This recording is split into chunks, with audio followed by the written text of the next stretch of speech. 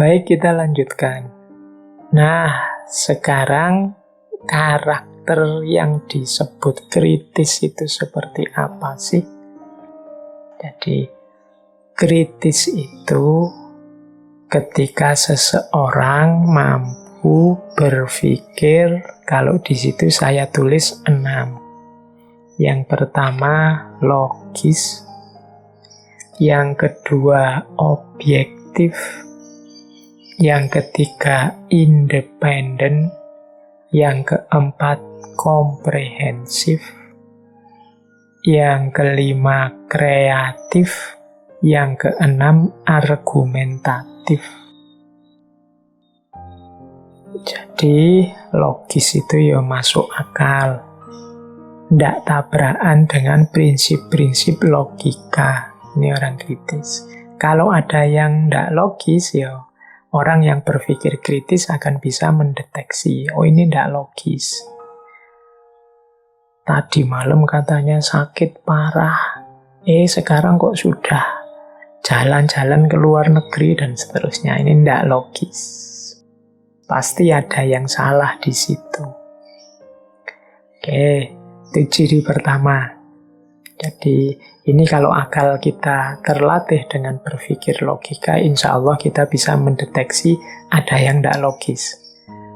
Meskipun mungkin harus diteliti dulu, tapi secara intuitif kita merasa ada yang tidak logis, ini ada yang keliru. Yang kedua, objektif. Objektif itu berarti, ya mudahnya objektif itu, pemikir yang kritis itu ya menjelaskan, memaparkan sesuatu tanpa dia mengintervensi. Kalau orang yang menjelaskan mengintervensi, nanti hasilnya subjektif. Tapi objektif itu ya A dibilang A, B dibilang B. Tinggi dibilang tinggi, rendah dibilang rendah. Itu objektif namanya. Pak, apa bisa Pak orang itu objektif? Manusia itu kan selalu subjektif. Ini kadang-kadang ada yang bertanya ke saya seperti ini. Ya, kalau ditelaah secara sangat mendalam, nanti ya ketemunya bahwa ya orang itu nanti jatuhnya selalu, kalau pandangan ya pandanganku, kalau pemahaman ya pemahamanku. Dan ini kan sifatnya subjektif. Tapi dalam prosesnya tetap kita harus mengedepankan objektivitas. Tidak boleh sejak awal. Kan subjektif itu tidak ada, toh ya berarti saya ngawur saja lah. Kan setiap orang sesuai persepsinya. Nah, ini namanya sudah tidak objektif lagi. Bahwa nanti hasilnya ya sesuai persepsiku, sesuai pandanganku, yang mungkin tidak cocok dengan semua orang, tidak masalah. Yang penting sejak awal niatku adalah untuk menjelaskan seobjektif mungkin. Aku sudah berusaha untuk diriku tidak ikut campur dalam penjelasan ini, menjelaskan apa adanya.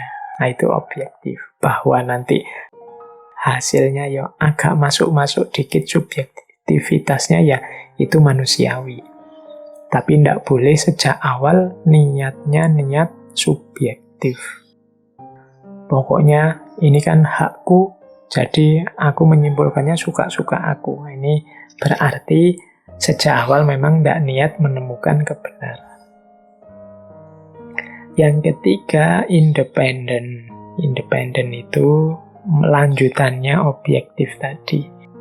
Tidak bias, tidak dipaksa orang, tidak dipengaruhi orang.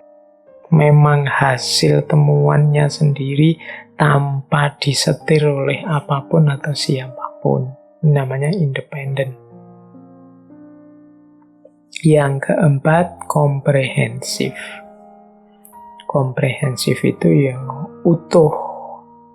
Dilihat semua, direnungi semua, dipikirkan semua, tidak milih-milih. Tidak hanya melihat bagian ini saja atau bagian itu saja, tidak. Komprehensif. Misalnya membahas tokoh siapa, ya dilihat komprehensif.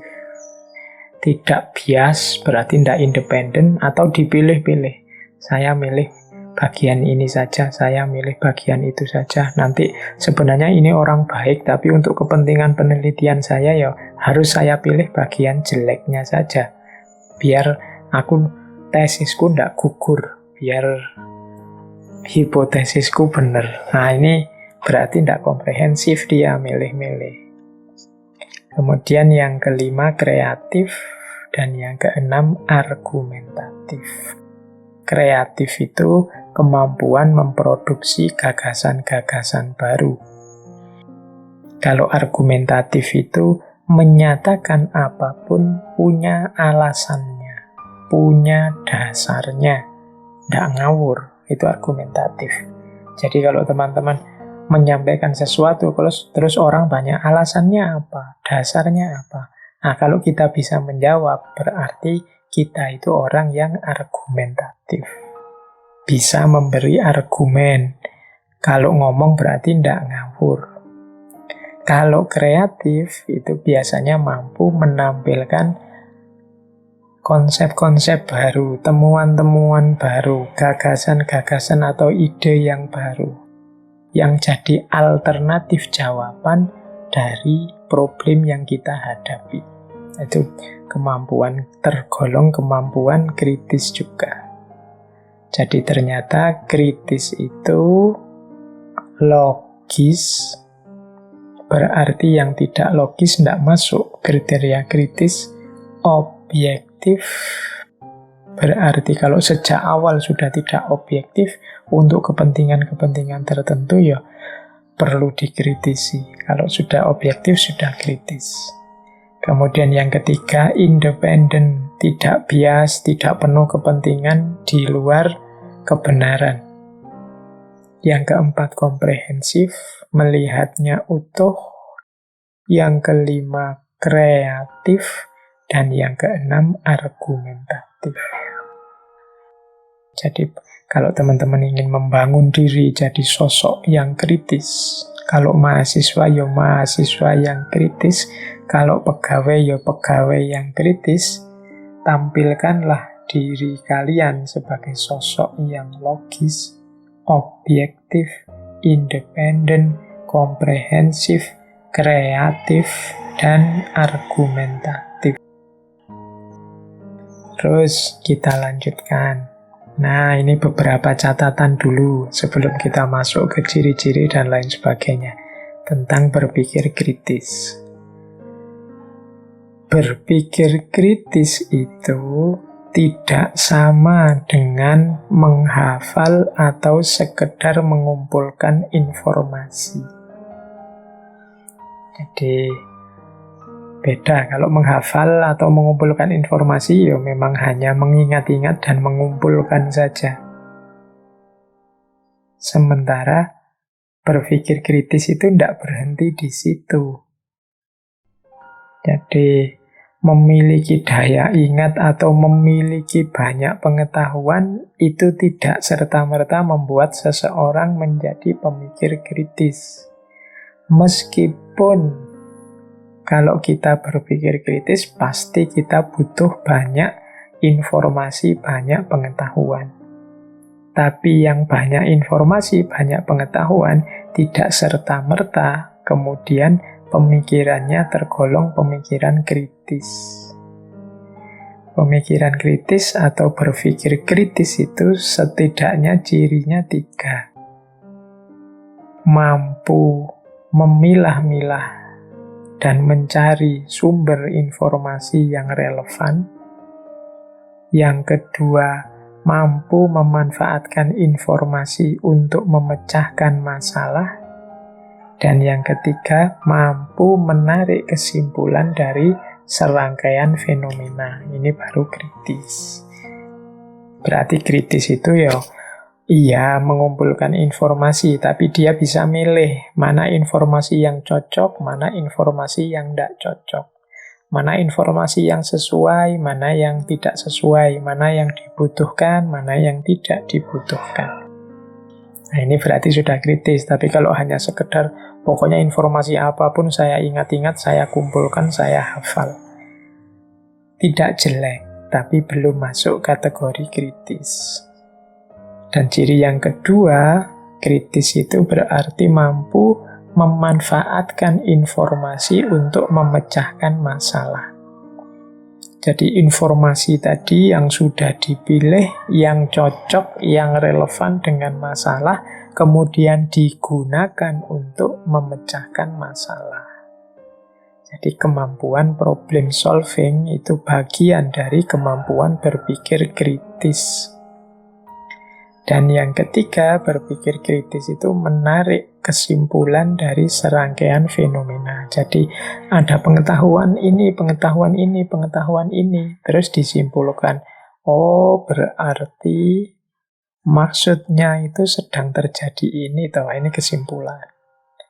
Makanya kalau hanya menghafal dan mengumpulkan, belum termasuk. Kadang-kadang apalagi mahasiswa itu, yang sering saya alami itu banyak teman-teman yang lebih aktif mengumpulkan informasi dan menghafal. Kemudian kalau pas diskusi di forum-forum itu aktif sekali bicara, mengeluarkan apa yang selama ini dihafal. Nah, ini sebenarnya bukan salah sih, cuma hanya setengah dari langkah yang dibutuhkan. Jadi dia sebenarnya harus melanjutkan dengan berargumentasi, memilih data yang relevan, dan menarik kesimpulan. Jadi memilih data yang relevan itu berarti ya tidak semua data yang dia miliki dikeluarkan. Ini forumnya apa dulu, temanya apa dulu, penting atau tidak data yang mau saya sampaikan. Itu kan dia pinter milih data, tidak sekedar pokoknya hafalannya apa itu yang dikeluarkan. Kemudian yang kedua, mampu mengelola data untuk menyelesaikan masalah.